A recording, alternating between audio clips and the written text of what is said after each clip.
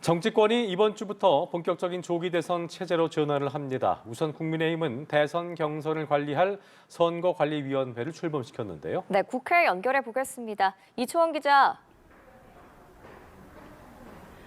네, 국민의힘은 오늘 오전 비상대책위원 회의를 열고 대선 경선을 관리하는 선거관리위원회를 발족했습니다.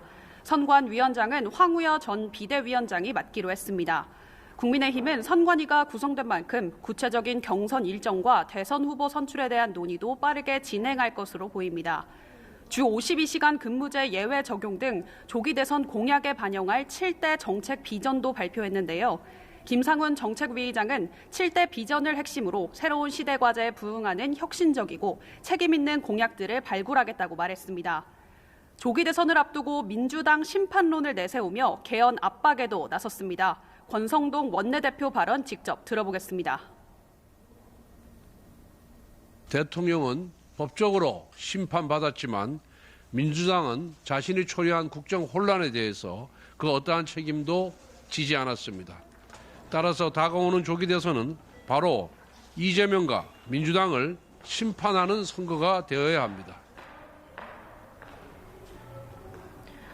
권영세 비상대책위원장은 국민의 뜻을 제대로 반영하는 개헌안을 마련해 대통령 선거일에 함께 국민투표에 붙이는 방안을 추진하겠다고 밝혔는데 대선일에 개헌 국민투표를 함께 치르자는 우원식 국회의장의 제안에 찬성 입장을 밝힌 겁니다.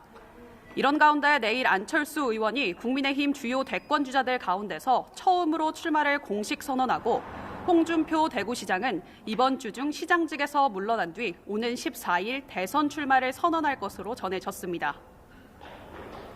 네, 민주당도 본격적인 대선 준비에 들어갈 전망인데 이재명 대표가 개헌 요구에 대한 입장을 밝혔죠. 네, 맞습니다. 먼저 민주당 이재명 대표가 오늘 오전 개헌 관련 입장을 밝혔습니다. 우원식 의장의 제안 하루 만에 내란 극복이 먼저라며 조기 대선과 개헌 동시 투표의 사실상 거부 의사를 나타낸 건데요. 직접 들어보겠습니다. 동의합니다. 필요하죠. 지금은 정말 내란 종식이 먼저입니다.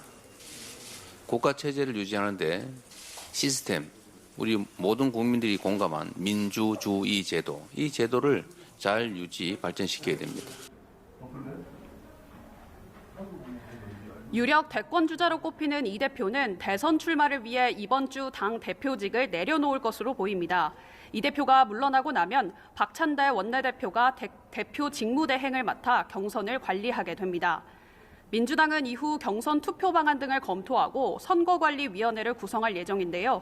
선관위원장으로는 4선 중진 의원이 내정된 것으로 알려졌습니다.